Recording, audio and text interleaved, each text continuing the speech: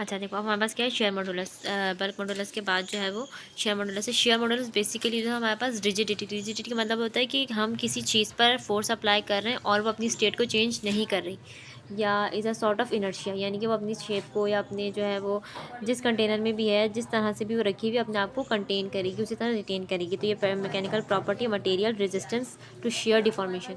जब हम उसका फोर्स अप्लाई करेंगे, परपेंडिकुलरली फोर्स अप्लाई करेंगे, यानी कि देखो यहाँ पे फोर्स हमारे पास इस डायरेक्शन में लग रही है और ये अपने आप को रेजिस्ट करिए इस डायरेक्शन में, ठीक है। तो ये हमारे पास होती है रिजिडिटी, यानी कि शेयर मॉडुलस। अच्छा, shear modulus is a measure of rigidity of the body, बराबर होता है हमारे पास shear stress to shear strain. अच्छा, शेयर वो वाली फोर्स है हमारे पास जो क्या बोलते हैं, रगड़ पैदा करती है, फ्रिक्शन की वजह से लगती है। जिस तरह सिलबट्टा होता है हमारे पास, सिलबट्टे को जब हम मतलब किसी चीज़ को पीसने के लिए हम जो उसमें फोर्स लगाते हैं वो परपेंडिकुलर होती है, और जो वर्क डन हो रहा होता है वो उसके अपोजिट डायरेक्शन में हो रहा होता है।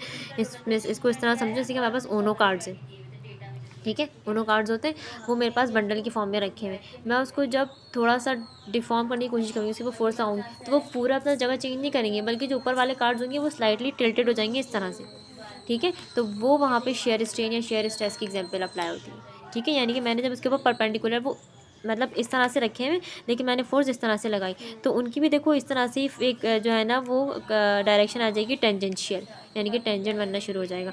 तो वो हमारे पास उस वक्त कहलाएगा शेयर मॉड्यूलस, यानी कि वो अपने आप को रेजिस्ट कर रहे हैं, जितनी हद तक वो कर सकते हैं उन्होंने अपने आप को रेजिस्ट किया उस डायरेक्शन में रहने के लिए। फिर उन्होंने एक रिजिड बॉडी को कंसिडर किया, यानी कि रिजिड सिलेंडर है जो कि हमारे पास फ्लेक्सिबल नहीं है या कंप्रेसिबल नहीं है।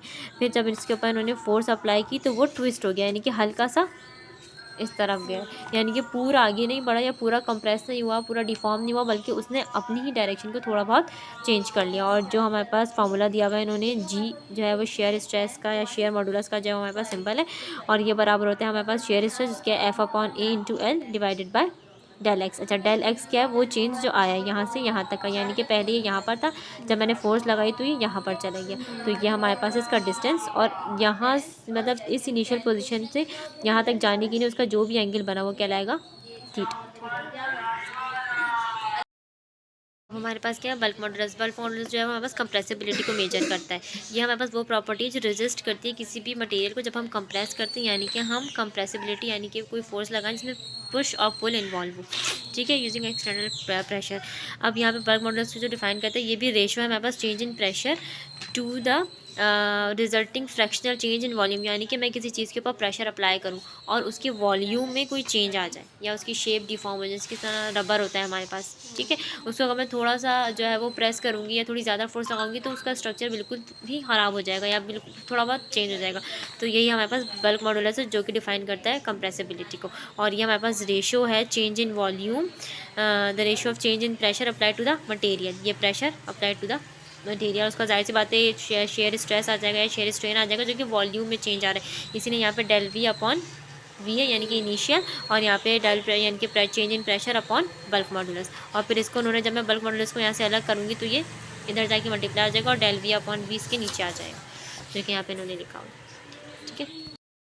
अच्छा, अब यहाँ पे हमारे पास एनर्जी बैंड है। एनर्जी बैंड का मतलब है जब कोई इलेक्ट्रॉन जो आइसोलेटेड फॉर्म में हो, यानी कि अकेला हो, ठीक है, वो इंटरेक्शन कर ले अपने नेबरिंग एटम के साथ, तो ऑटोमेटिकली वो एक क्या बना लेंगे, क्लस्टर टाइप का बना लेंगे। और अगर सॉलिड फॉर्म में करेगा तो जाहिर सी बात है वो क्या बना लेगा हमारे पास, सॉलिड एक कोई भी मटेरियल। अब इसमें इन्होंने ज़्यादातर एग्जांपल्स दी हुई है डायमंड की, क्योंकि डायमंड के जो हमारे पास मेटल यानी कि क्रिस्टल बना हुआ होता है, क्रिस्टल उसका इतना पैक्ड होता है, इतना ज़्यादा जो है वो एटम्स आपस में कनेक्टेड होते हैं, जिसकी वजह से उसके अंदर से यानी कि इलेक्ट्रिसिटी भी फ्लो नहीं कर पाती, इसीलिए डायमंड जो है वो बैड कंडक्टर है। हालांकि diamond is a form of carbon, लेकिन अगर वही फॉर्म अगर मैं ग्रेफाइट में कन्वर्ट कर दूँ तो उसके अंदर गैप्स आ जाते हैं कार्बन एटम के दरमियान, जिसकी वजह से इलेक्ट्रिसिटी उसके अंदर से पास ऑन हो सकती है। लेकिन डायमंड के एटम इतने ज़्यादा पैक्ड होते हैं कि इलेक्ट्रॉन भी फ्लो नहीं करते, इसलिए उसके अंदर से इलेक्ट्रिसिटी भी पास ऑन नहीं हो पाती, ठीक है। अब यहाँ एनर्जी बैंड हमारे पास 3 तरह के हैं। एक है वैलेंस बैंड। वैलेंस बैंड का मतलब है the range of energy level occupied by electrons. ये वो बैंड है जो कि जहाँ पर इलेक्ट्रॉन ऑक्यूपाई करें और बाउंड कर लें आइटम से पार्टिसिपेट करने के लिए केमिकल बॉन्डिंग, यानी कि ये वो इलेक्ट्रॉन्स है जो पार्टिसिपेशन यानी कि केमिकल बॉन्डिंग के लिए पार्टिसिपेट करें। अब जाहिर सी बात है हमें पता है ये सारे वही इलेक्ट्रॉन्स होते हैं जो वैलेंस शेल में पाए जाते हैं, क्योंकि वैलेंस शेल वाले इलेक्ट्रॉन ही सिर्फ केमिकल बॉन्डिंग कर सकते हैं या बॉन्डिंग बना सकते हैं, और इनकी एनर्जी सबसे ज़्यादा हाई होती है। जो हमने फर्स्ट ईयर की केमिस्ट्री में भी पढ़ा था। एनर्जी लेवल्स बनाते थे वो लंबी लंबी C diagram, molecular orbital theory, इस तरह से। ठीक है, फिर आ गया फॉरबिडन बैंड यानी कि एनर्जी गैप। ये हमारे पास वैलेंस बैंड और कंडक्शन बैंड के दरमियान में मौजूद है। ये जो सॉर्ट ऑफ गैप है जो हमें यहाँ पर भी नज़र आ रहा है। ठीक है, यानी कि एक वैलेंस शेल से दूसरे वैलेंस शेल का जो भी हमारे पास डिस्टेंस होगा वो यहाँ पे हमारे पास कहला रहा है एनर्जी गैप या फिर फॉरबिडन गैप। फिर है कंडक्शन। ये वो रेंज है where electron are free to move throughout the material, यानी कि इस रेंज में इलेक्ट्रॉन्स बहुत इजीली मूव कर जाते from one place to another, और इसके लिए हमें ज़्यादातर मेहनत भी नहीं करनी पड़ती। और जहाँ पर कंडक्शन बैंड होता है वहीं पर ही हमारे पास इलेक्ट्रिसिटी कंडक्ट होगी, वरना तो नहीं होगी। जैसे वही डायमंड की मैंने एग्जाम्पल दी। यहाँ पे उन्होंने देखो एग्जाम्पल में लिखा हुआ भी है कि डायमंड की जो इलेक्ट्रॉनिक कन्फिग्रेशन है वो 1s2 2s2 2p2 है। ठीक है, लेकिन जब हम इसको इलेक्ट्रॉनिक कन्फिगराइज करते हैं तो देखो 2px1 होता है, 2py1 होता है। सही, यानी कि उन दोनों ऑर्बिटल में भी एक एक गैप खाली होता है। सही, इसीलिए कंडक्शन हो जाती है। लेकिन डायमंड की फॉर्म में ये वाले गैप्स भी फिल होते हैं, इसीलिए इनके अंदर कंडक्शन होने का कोई चांस ही नहीं है। और फॉरबिडन गैप बहुत ज़्यादा होता है जिसकी वजह से उसके अंदर से एनर्जी फ्लो नहीं करती।